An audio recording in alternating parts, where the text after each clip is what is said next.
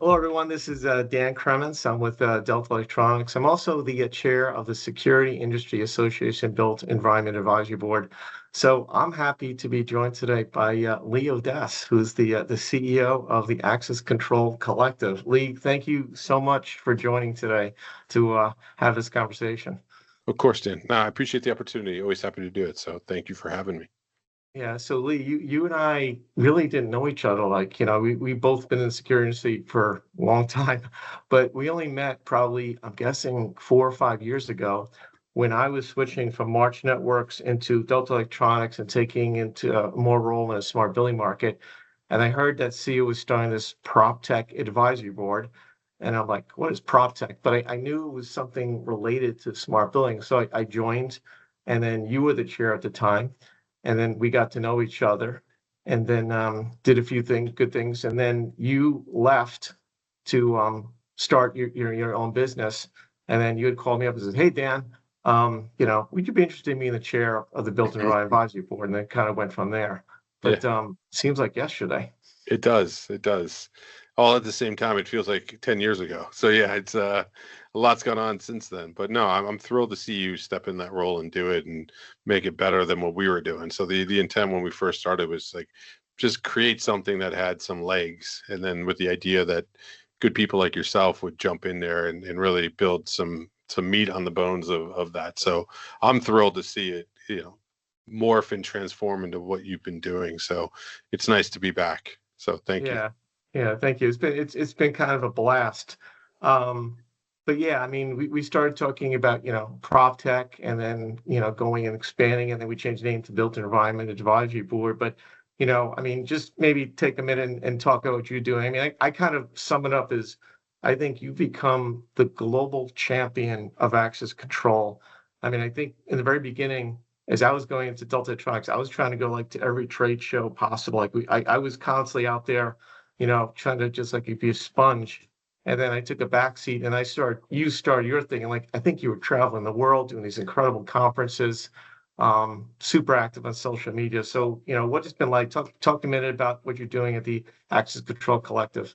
Yeah, no, I appreciate that. And it's evolved. I mean, when we started out, it was this idea that I wanted to create a voice for the what I believed was the inevitable truth of where the industry was going, and there wasn't a lot of people talking about it. And frankly, there's a lot of people talking about how it wasn't going to happen, but yet I kept going out and meeting all these wonderful companies and people and seeing it actually happening. I was like, why? What's the disconnect? And then I knew that digital tools, video, podcast, things that I was listening to outside of work, if you would. And it was like, why don't we bring that to here and try to create that voice for it? And it's evolved over time now. It's now called the collective because it's gone beyond just the access control executive brief for what that I was doing. We wanted to create a house for these brands. So now we're looking at it as there's tools and resources that are needed for the industry as it does go forward. It's even expanding now into, we're calling it the FISEC collective. So it's even broader because we've got people from video and that are in specifically on the online community part. So we have a Slack group where there's, hundreds and hundreds of people having conversations basically 24 hours a day at this point. And then my writing, there's a term that's used that, some people will call it like influence or whatever. The term I like to use is key opinion leader. In a lot of ways, that's ultimately what we want to create, are a bunch of different key opinion leaders and the different voices. And I don't care if it's cooking and security. If someone has a passion for it and there's value there created for people, we want to figure out how we can wrap them around production and distribution of that information that goes out there. I happen to like to think of myself from a key opinion leader on the access control side, but there's for video, smart build, like you've got all these brands. And so we can leverage these tools to create a network effect of content and information that goes out. And at some point, that will fill the space that is needed for these sort of the larger opportunity versus the ones that, in my opinion, you hear a lot about that are, just supporting where it used to be. That again, there's room for both on that end. So yeah, so we create content, we create community, We're in shows, we're online, we're just continuously building our own shows or other people's shows. Like we're in the process of all of that stuff. So we like to really be sort of at the center of where information and conversation are happening. Awesome. Yeah. Great. So in all those conversations, probably most of them are talking about the security industry, security market. Yeah. But if I asked you to kind of flip that for a second, instead of thinking security filter, think Proptech and smart building filter. What do you see is happening in the market starting from an access control perspective? Sure. So in the smart building or Proptech side for access control, I think what people are starting to realize is that it's the utility that is in every one of those buildings. And it's a platform that can be built off of to deliver value beyond the traditional keeping bad people out part. So what I mean by that is that people are starting to realize that as these things become more digital or more like enterprise software, uh, you can extract value out of those, whether that's operational efficiencies, whether that is revenue generation, maybe it's just the extraction of data into something else that is then taken to the HR department of the whatever it might be, sort of workflow automations that come from it. People are realizing that this thing that they've kind of always ignored and thought was just dumb and not that important.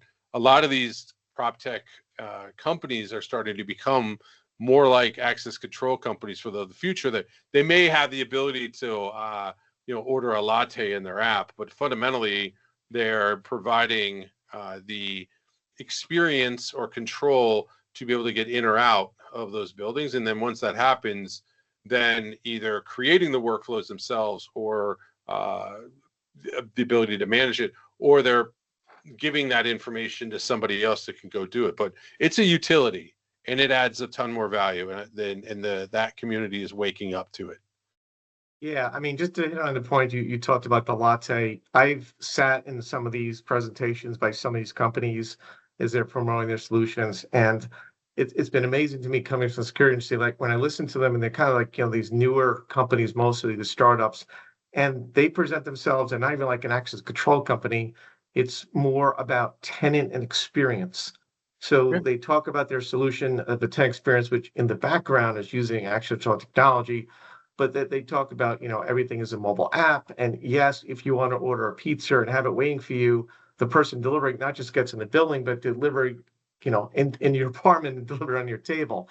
And then it's all seamless. And it's kind of this cool thing. Just it's a totally different than, what I traditionally thought of as an access control solution. Yeah. So I think what that is though is they are an access control product. It's just the way that it's positioned and done. Now, there a lot of those companies, you ask them, they'll say, "No, we're not an access control company because, we don't do hardware." So to them, the defining sort of point of what delineates access control company versus tenant experience or user experience application is the fact that they don't do hardware. But if they create identity, manage credentials, have a calendar, all of the things that would typically an access control product when they get into it do, they are fundamentally an access control product. They just have built more features around it. Whereas they may not do visitor management, some of them do. They've decided to give you the ability to book rooms or again, order a latte, whatever it might be. So it's just a redefinition in a lot of ways. Now, some don't get into it at all and they partner, but a lot of them bleed into it because, in my opinion, the thing that adds the most value is the actual utility in the space that the traditional security industry can command if it wants to, but often ignores because they don't. They all, we like to say, no, we're not hardware, but then if you look at a lot of the companies in our space, they're built off of installing hardware and selling hardware. But I mean, so there's an identity crisis that is created that actually has to reconcile itself and is. Otherwise, that space will be occupied by other people. You mentioned two things. One is, I think, a return on security. I think that's something that, C is doing a really good job in the last few years is, showing the world that security can be used more than just security type applications and that there's so much value in it. And the other, you talked about credentials and, on the access control side, I hear a lot of things about like mobile credentials I hear about facial recognition. Yeah. What is your view on how quickly these are gonna, adapt into the marketplace? I mean, certainly I know in the video side, my experience, there's a lot of pushback still and just, kind of a phobia about facial recognition. But what about mobile credentials and facial recognition? Where do you see this going in the market? Yeah, so there's a lot here we could talk about probably for a couple of hours on it, but I'll try to boil it down to some like key talking points that are of Yeah. interest.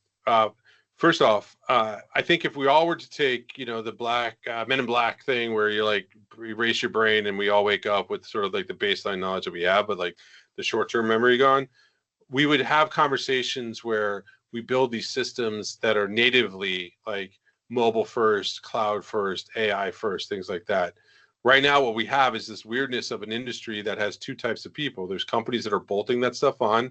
And frankly, some of them are taking it serious, but others are kind of not really, but they need to stay relevant. And then you have companies that are being built that way. And it's about the value proposition of what they deliver. And it may even be that they're getting really tight into verticals where the friction that you have with facial recognition or facial authentication is eliminated because like airports, for instance, or government space, data centers, you're not having as much of a problem in those areas with it. Sure, you have it in, say, more public spaces or enterprise type right now, but that's where mobiles come in and it seemed to have adoption. So what it's getting to is all of these things are starting to be modalities and the ability for choice for a customer to select what is the experience that I want to have, what are the policies that I want to have, what's the level of security posture that I need to have. And now you have all these resources and tools versus where before is like you could have this black reader in black, it can blue or blink green or blue or red, but like that's what you got. Now you have all these choices. So I feel that is the ability for the consumer to pick what they want, because people are going deep into verticals to create vertical solutions to where these things make a lot of sense, is removing friction in certain areas. The other thing that's interesting is, again, this happens to be where you go in the world. There are parts of the world, like when I go outside of the United States and I go to, let's say, the Middle East or the APAC region, the first thing that I get asked about by everybody is around biometrics. It's not mobile. Well, there's a reason for that. In those areas, you have some markets where they have national IDs, for instance, and like biometrics support that pretty well, but the mobile doesn't as much. Maybe mobile with QR codes, but not as much as like mobile as we know it, which are the big tech wallets, which is usually what people are talking about, right? So it also depends on where you're at in the world to where you see this adoption go because of the dynamics that exist within those different marketplaces. I think in the North American marketplace, the best thing that's ever happened to biometrics is mobile. You're going to start to see more of a comfort towards it in certain areas, not every place, but in some places, I definitely think you will, because people are used to using this with their face in a consumer experience. I also believe that in certain verticals, people are willing to give up whatever may be the concerns of privacy and ethics that may be around it. And again, there are good players in this area. We like to focus on the dystopian bad players just because that's easier for mainstream market to grab that and take it out. And our industry and the utopian side are so worried about fighting over who does 47 points to your face versus 46 versus a mainstream market conversation about the value that they both can create. So because of that, dystopian goes crazy on it. But the willingness for people to say, get into a stadium without standing in line, people seem to be okay with that. The ability to get through the airport, people seem to be willing to do that because they have to in order to get through. But then they also are more willing to do it because, again, the reduction of friction of standing in a line to go do it. So I do believe we will start to see more and more of adoption of it in certain areas due to the fact that people are more comfortable with it, there's value created around it for them, and people's willingness to, say, start to highlight and understand the utopian side versus the dystopian side. Oh, that's great. And you made a clarification in that I said facial recognition, but you said facial authentication. Do you want to talk about that for a second? Because it sounds like you're naming something very specific for access control, which might help with some of the phobia around facial recognition. Yeah, I mean, facial recognition is sort of has this belief, and there are differences between the two, and there's people that could go far deeper into the actual, the technical reasons behind it.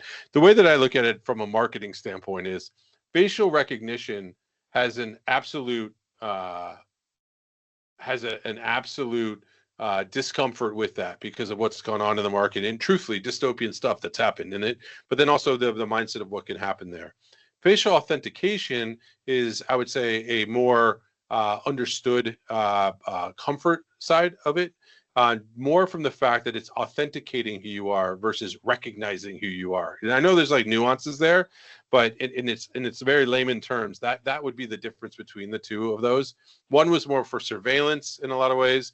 The other one is more for authenticating who you are to allow whatever the thing is that's supposed to happen next to get you through. Yeah, that's great. The way I've explained to people is that really, for an actual application, it's an opt-in experience, whether you're, in a company as part of your HR process to take a picture of you so you can get in the door, or, you're part of a nice, high-rise residential, and this is part of the experience, but you're opting in to it. It's like you said, it's not related to a security type issue where they're looking for faces. They're basically just matching the face. Yeah. That's a great point. Yeah. So, going back on the Proptech and smart building. So, like I said, I go to all these shows now. Where old days I used to go security shows. These days, I go to all these other non-security shows mostly. And I see these ecosystem of a smart building, and I see like building automation. I see lighting, and then they always have security. They have a camera, and then they have like a reader on it. And I follow a lot of blogs and social media. It feels in all that kind of things I do that access control is more part of the conversation for PropTech and smart buildings than video. What is Uh, your take on that? It's just I see people freely more talk about in conversations um, most of the time. yeah. So more for like on the comfort side of it, or just the overall awareness and like Just being part relevancy of it. of a smart building solution, like they will more readily mention access control than mention a video system as being part Yeah. of the smart building ecosystem. Yeah. I don't think the video world has done anything to ingratiate themselves to adding value in the smart building world, frankly, like other than the ability to survey and survey to see thing, right? Like they're not, then there's no like, okay, then what? A lot of these, it's usually after the fact, like something bad happened, so we're going to go figure out what happened.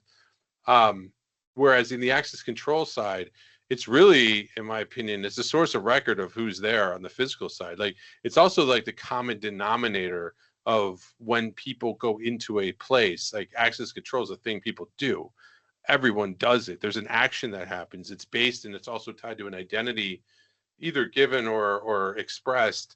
And then I can create value and workflows around that, right? Like if I know that you're coming into this office and you're going into the elevator and you're going into the workplace, like I can wrap that around delight all day long. If there's a camera sitting in the corner, then it's not like, it doesn't do it. Now I say that I think there's an opportunity for the video and access control. One of the things that we predicted in say like a trend that we see is that at the beginning of the year, video and access are like one and the same at this point. I don't think like external industry cares that much about the difference between the two. They just want this stuff to work. I think the third leg of the stick is burglar alarm and alarm systems too. Like fundamentally, if I'm an owner operator or if I'm in the prop tech world, I'm building a solution around it. It's like I just want to interface with this stuff. Like it should all kind of seamlessly work together, because I do believe if there's high levels of throughput with high levels of assurance and security needed inside a lobby, let's say, of a building, I need the video system to work with the access control system and be kind of built in one and the same. I think we have a problem right now as an industry, and it's being solved. Like you're seeing Hanwha Vision get involved. Milestone just made an announcement, with Access. You've got every access company working closely with every video company, because again, it's sort of like peanut butter and jelly come together and create a wonderful sandwich. It's not like they just want, there's the peanut butter and here's the jelly, and then like you make them go make a sandwich. Like just give me the sandwich. I just want the sandwich because I want things to happen before or after, and I don't want to have to go do 75 integrations in your fragmented, weird industry. Like, simplify it for me. That's why you're seeing middleware companies now becoming more important, because they're like, all that downstream nonsense of what you guys have created, because it's been so small and you've had integrators and people put it together, or individuals that were like behind the curtain that would make the lock work with the system or the system work with the video. They're like, just give me an API and then you handle everything underneath it. Or they're getting excited about single stack sort of systems, like siloed systems that are best in class as far as they're concerned. It's just easier. They don't have to worry about the nuances. Like we have pressed upon our nuances as an industry into a customer set and said, you deal with it. And they're like, I'm good. I don't want to deal with it. So that's what I think is happening in the market. Again, back specifically about access and video. Access is just more tangible to these people than video is. Full stop. Yeah, that makes so much sense. You hit on the use cases. I think that's a big one. Like, and then you talk about the integration. I think we have a whole session on just on that. But I'll tell you from my experience in the smart building world, I hear the term single pane of glass a lot, which is a love-hate relationship. Some people love the idea. Some people say it's not going to happen in the smart building market. However, even from my experience in the physical security, I think what you said is dead on. Like video and access control, people are looking for that a single pane of glass physical security system, because I think the stakeholders, same people, and it just makes so much sense. Yeah, I think at some level people care about different things. And at some point they don't care. Like someone down below cares about the difference between the brands that are selected, right? They want an outcome, but then at some level they just want to integrate with it or work with it and it's to support the user experience or whatever it might be, the operational efficiencies they want to, whatever that might be. They're looking to do that. They don't want to get into the differences between, I don't know, OnVIF versus whatever. Like they're not worried about that. That's somebody else's down, again, understanding to go do it. So I think so single pane of glass, in my opinion, there's a lot of people that don't like that, but I would say it's sort of like, for those of us that have worked in IoT for a while, we don't like that word either, but there's an entire world of people where this is now new to them. And unless somebody comes up with a better name, which I think the name is something else we talked about called platform. Everybody's a platform. So everyone's turning into platform, and there's platforms of platforms, and there's platforms inside of platforms. And at some point, if you really look at it, it's like how they're building it means that they aren't a platform. They're just, they're tools that get put into a platform, whatever. But there is definitely this idea that what I think the formation is going to look like. If you want to use all of my stuff, please do. Like, I'll sell it to you all day long. You add on, it's incremental add-on sales for the company. I'll even incentivize you to do it. I'll even create tighter experiences with my own stuff than if you brought somebody else in there. I might even not even let it work with somebody else's stuff in certain areas, because my core is this, and I'm not going to give that up. But if you come to me and say, you know what, I really like your access control, but I want this video system over here because it has X, Y, and Z, and your roadmap, it's going to take 4,000 years for it to ever come to fruition. I want best of class. And so that company is going to say, no problem. I'll integrate with them all day long. It works great. Happy to do it. I also believe there will be companies that will strategically work with other ones, like Envoy and Brevo just did, to where Brevo basically said, I'm done with our visitor management system. You all have a far greater one, plus a bunch of other stuff that we're just never going to build. We're going to work tightly together, open up the curtains, really dig into there, offer some solutions that aren't maybe readily available to just everybody yet, and do something special. I believe we'll start to see that is the definition of best in class. But all of those will be relevant. And again, it's going to be, what does the customer want? The customer wins in this. This is the best part. The customer is now in the catbird seat. Great. If you don't, I want these parts to come with it so I can deliver a solution, or I can have a solution that I have trust and comfort will help me for the next 30 years, not because of what you built something for the last 30 years. The days of building systems for airports and then shoving them down the throat of commercial real estate or down the throat of multifamily or restaurants are gone. Like you're going to lose if this horizontal approach to where you're like, just use less of it. No, it needs to speak to me, or a software company is going to come and sit on top of your system and it's going to deliver for me what I need. You saw that with Salesforce. You saw that with ServiceNow.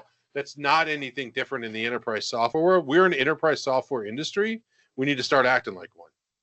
No, that's great. I'm a big believer of the most important thing are the use cases and the data.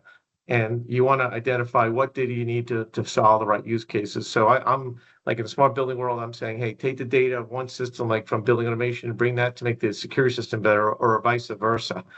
Um, I think that's the way to do it. And, that requires an integration. And sometimes there's not a natural integration. So the other term I hear a lot about is the independent data layer, where basically organizations will hire data scientists. They'll basically figure out to integrate the data, normalize it, and then serve it up to whatever application they need. Love it. Yeah. Yeah. So I think that's a really good story to bring to the market. yeah. So at the end of the day, I think you hit at the end user win. So this has been an awesome conversation. So I'm going to ask you one last question. So this is the tough question. So 5 years from now, what do you think is going to be mainstream in the market that we're not seeing today? Well, okay. I'll start by saying this is an and story in 5 years, in my opinion. We will see pockets that will look no different than they do right now, because there's plenty of people that are never going to do anything different. But to me, that's the cottage outlier part where right now that's the main part of our industry. And there's nothing wrong with that. It's just different. What I do believe that you're going to start to see happen is a group of companies break off and go heavily after more what looks like a software industry, very, very integrated, very much about SaaS, much about user experience, deep vertical solution sets.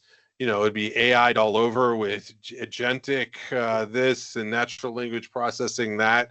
I think we'll start to see the interfaces change a lot, configuration change a lot. Our integrators will look more like systems integrators than security integrators in that group of people, and they will be charting after that $70 billion opportunity in the access control industry. I think you're going to see companies, like I said before, that are going to show up and they're going to look odd because they, frankly, position themselves more like smart home, like smart building, like IoT companies that we've been looking for, adding a ton of value.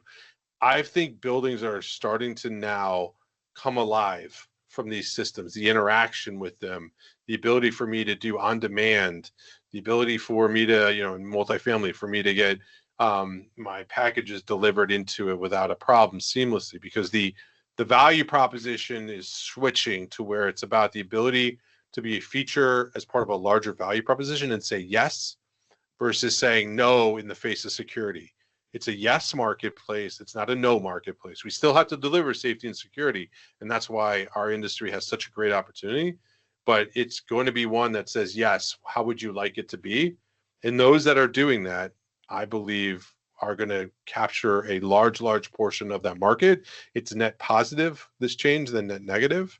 And I'm hoping by then, to be honest with you, the way I'll look at it is I'm no longer having conversations around, when is it going to happen, because it's here. And now we're talking about like what's next after that baseline of stuff is going into the buildings and the value of that.